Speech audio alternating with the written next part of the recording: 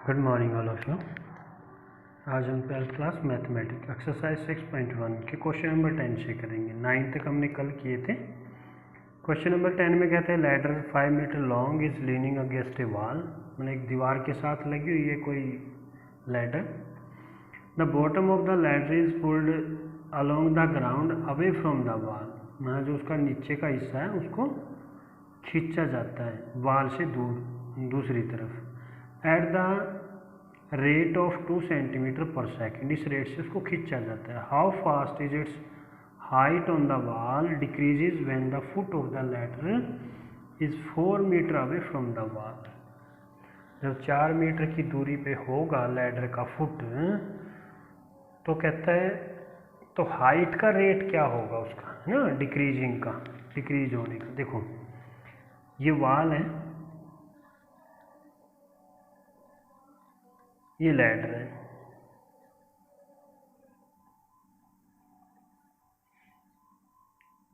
और ये foot of the wall और ये फुट ऑफ द लैडर है। ठीक है, सपोज करो ए बी तो वॉल की हाइट है और बी सी उस पॉइंट की लैडर की वॉल से डिस्टेंस। ठीक है, तो हम लोग देखो इसको क्या लेट कर लेते हैं, ये सपोज करो एक्स है, ये सपोज करो वाई है, और लैडर क्या कहता है 5 मीटर लॉन्ग, जो लैडर की लेंथ है ना वो गिवन है 5 मीटर। अब देखो उसने कहा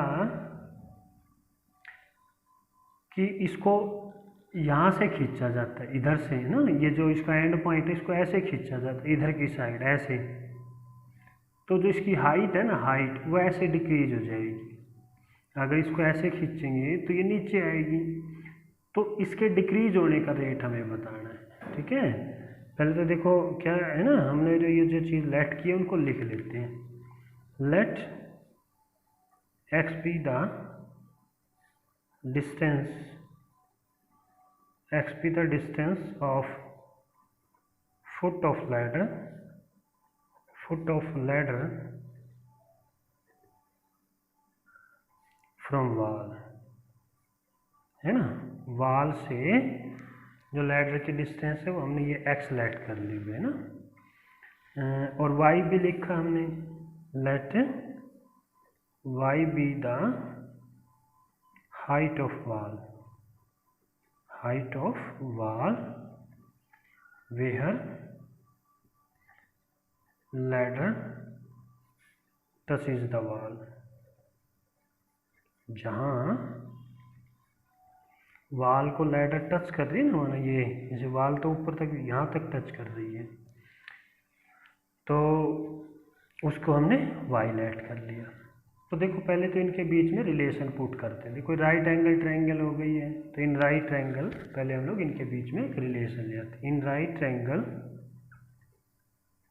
क्या A B C, Pythagoras theorem लगाएंगे, X square Y square is equal to 5 का स्क्वायर, पाइथागोरस थ्योरम से। तो क्या बन गया, x square Y square is equal to 25। अब इसमें से एक्स निकाल लो या वाई निकाल लो, भाई वाई निकाला तो 25 माइनस एक्स स्क्वायर और वाई स्क्वायर का रूट हटेगा, स्क्वायर हटेगा तो रूट आ जाएगा। ठीक है ना। अब देखो इसको क्या कहता है, हमें क्या निकालना था, d y by d t निकालना था ना, यही तो चाहिए था ना, वो किस रेट से डिक्रीज हो रही है, माना d y by d t. तो देखो हमारे पास y में फंक्शन आ गया है, तो हम लोग इसको differentiate with respect to time माना t, differentiate with respect to t, ये टाइम का t है ना। तो देखो ये क्या बना, d y by d t, root वाले का क्या होता है 1/2 root x, x means same, और फिर -2x का क्या बनेगा, 2x स्क्वायर का माइनस का 2x, ये माइनस, और फिर x का, है ना, ये तो पावर का होगा ना, फिर x का क्या होगा dx बाई dt। ठीक है, तो ये आपके पास बचा minus of x root 25 minus में x square dx by dt। अब देखो इसको इक्वेशन फर्स्ट रख लेते हैं ना, इक्वेशन फर्स्ट हो जाएगी। अब वो जो तो इक्वेशन में कह रहा था कि जो लैडर को जो खींचा जाता है pulled away along the ground from the wall at the rate of 2 centimetre per second, उसको खींचने का रेट को मतलब क्या है, एक्स इंक्रीज हो रही है, एक्स की लेंथ है ना, तो इसका मतलब क्या गिवन था, इसका मतलब हमारे पास गिवन था dx बाई dt, वो 2 सेंटीमीटर पर सेकेंड गिवन था हमारे पास। अब एक बात का ध्यान रखना कि जो हमारे पास है ना ये जो 5 है वो मीटर में है और रेट सेंटीमीटर में दिया हुआ है, ठीक है ना। तो सारी यूनिट को एक बना लेते हैं हम लोग, या तो मीटर को सेंटीमीटर बनाएंगे, मीटर को या सेंटीमीटर को मीटर बनाएंगे, या मीटर को सेंटीमीटर बनाएंगे।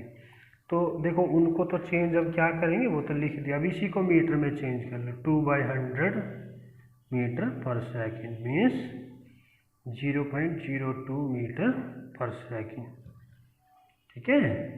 अब क्या कह रहा था कि जो लैडर है ना, ladder 4 metre away from the wall, इसका मतलब एक्स की वैल्यू गिवन है हमारे पास।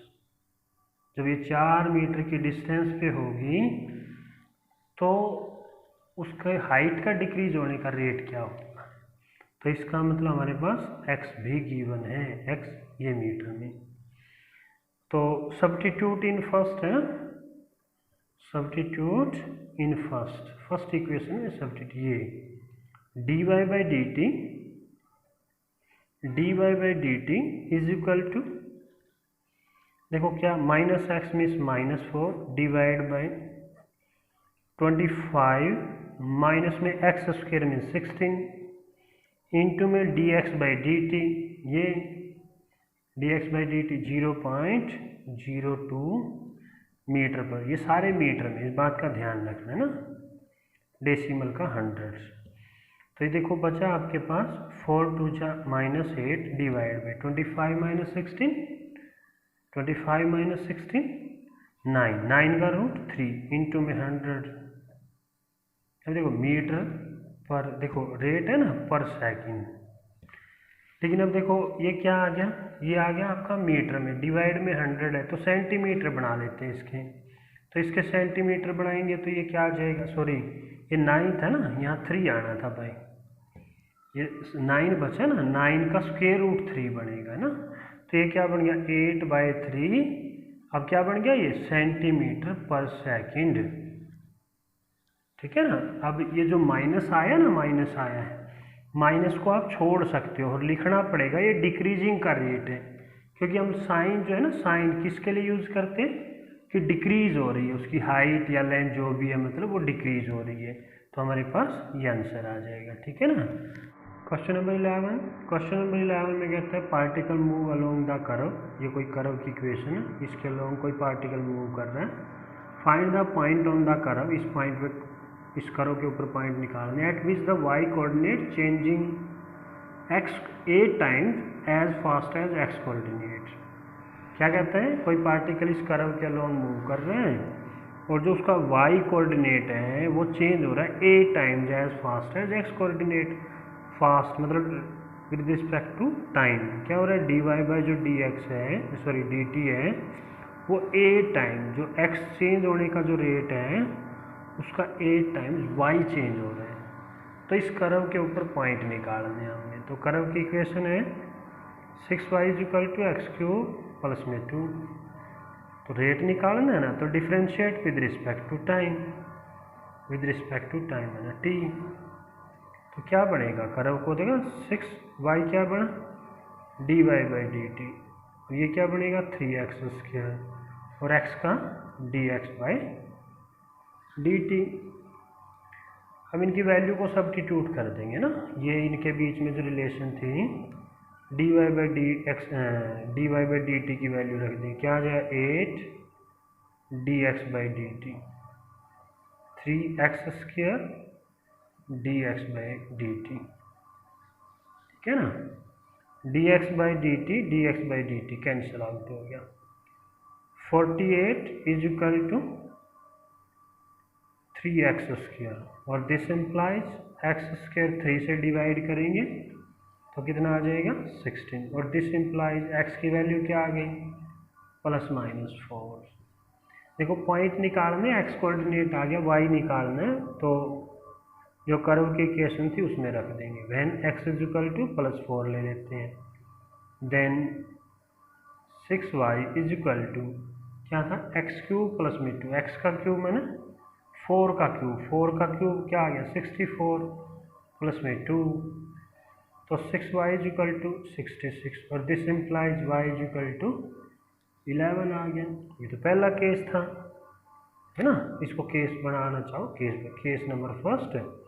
अब ये case second, when x = -4 then 6y = देखो -4 का क्यूब तो कितना आ गया -64 + में 2 तो कितना आया -62, ठीक है ना।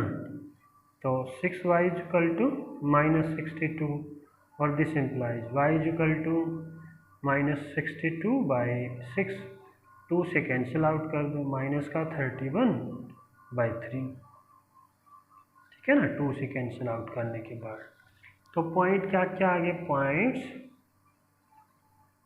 Points on the curve are, पहले क्या लिया x को 4 लिया तो y क्या 11, एंड फिर -4 लिया तो y क्या आया -31/3। तो ये हमारा आंसर हो जाएगा। क्वेश्चन नंबर 12 में है जो कहता है the radius of air bubble is increasing at the rate of 1/2 cm/s। The radius of an air bubble is increasing at the rate of 1/2 cm/s. At what rate is the volume of the bubble increasing when the radius is 1 cm?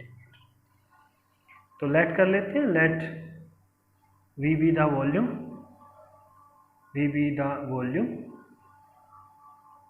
and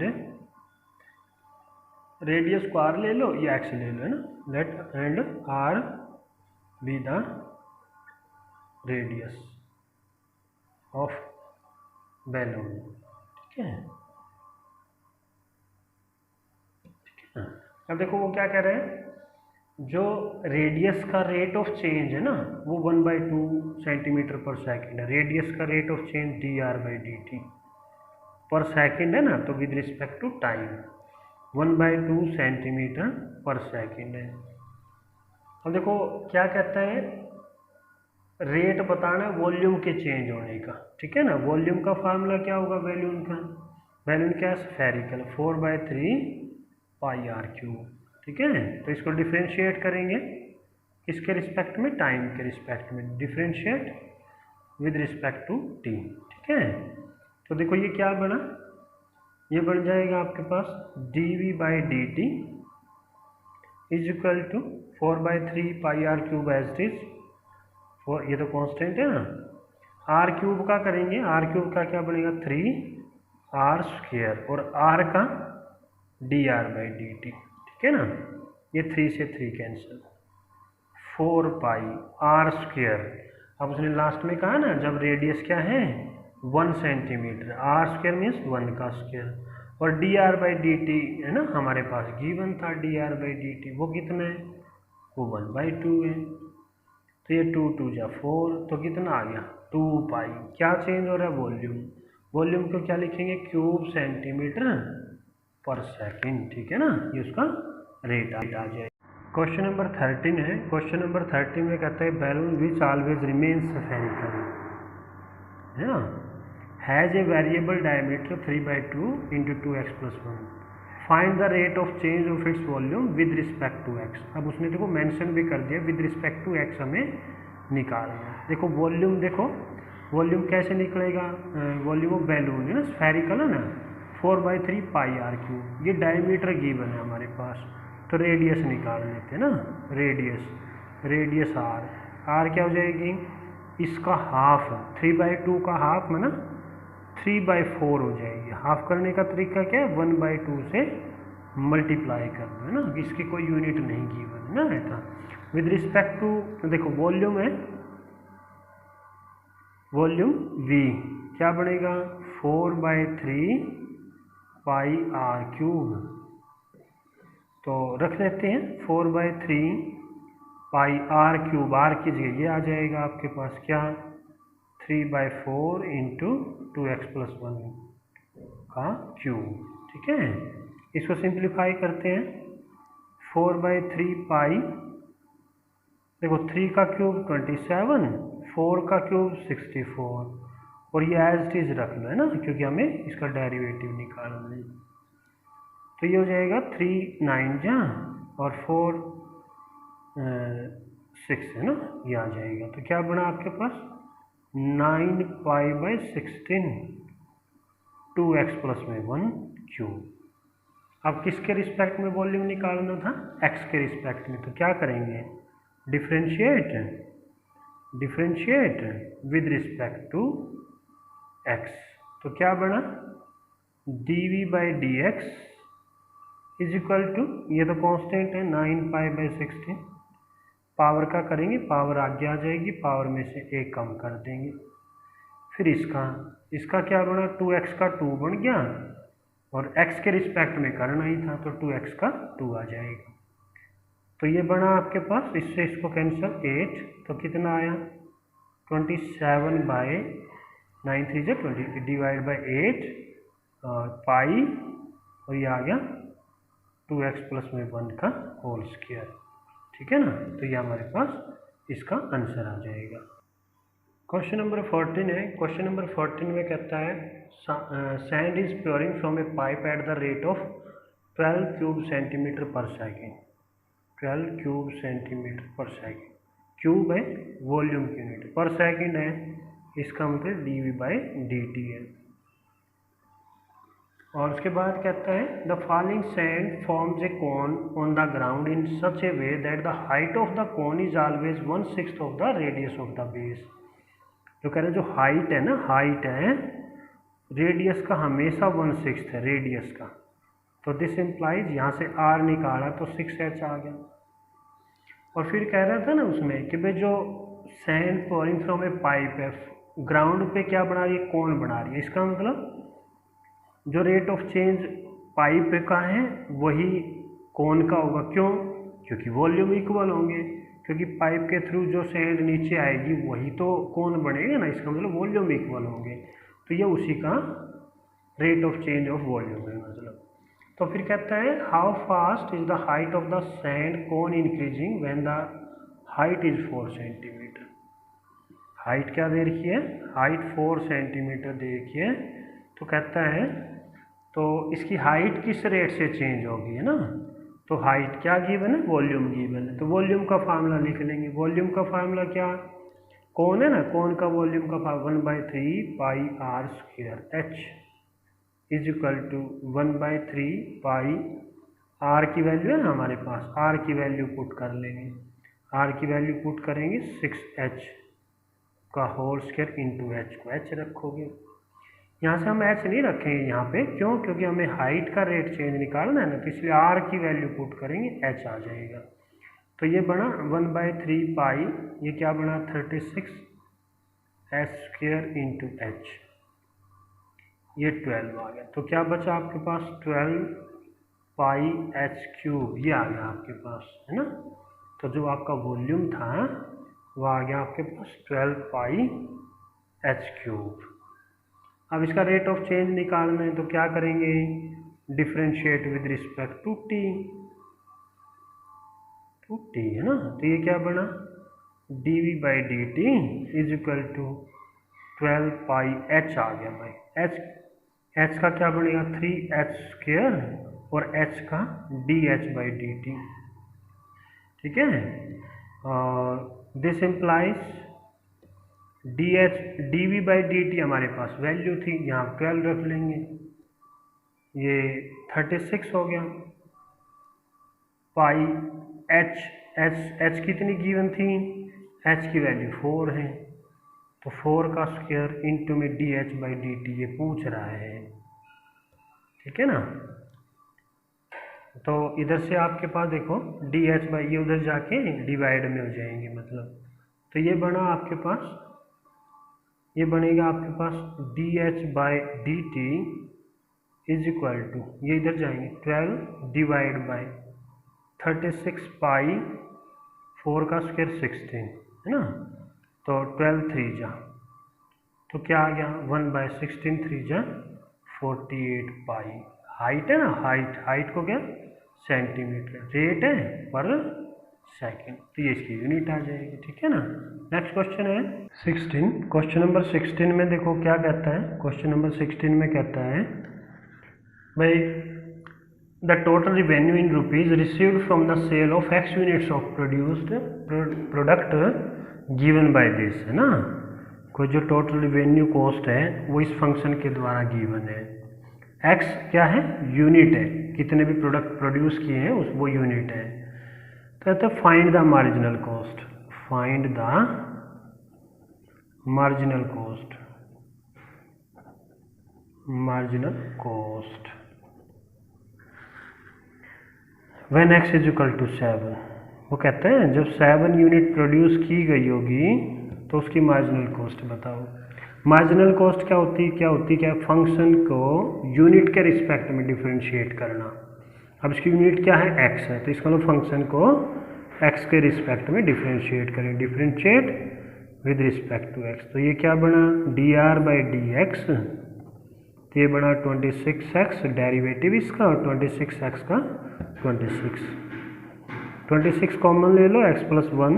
तो अब देखो x की value कितनी है अब 7, तो x की जगह क्या आ जाएगा 7 + 1 हो गया, तो 26 × 8, तो ये आपके पास बच गया 8 6 जा 8 2 जा 20 है ना। तो इतने रुपये उसकी मार्जिनल कॉस्ट आ जाएगी। बाकी जो बचे हुए क्वेश्चन है या पार्ट है मल्टीपल चॉइस क्वेश्चन के हैं, 2-3 तो इसी के ऊपर डिपेंड है, 2 क्वेश्चन तो जो अभी हमने 16th क्वेश्चन किया है, एक जो 17 क्वेश्चन है जो एक्सरसाइज का फर्स्ट क्वेश्चन है उस टाइप का है ना। बाकी को आप लोग ट्राई करोगे। अच्छा।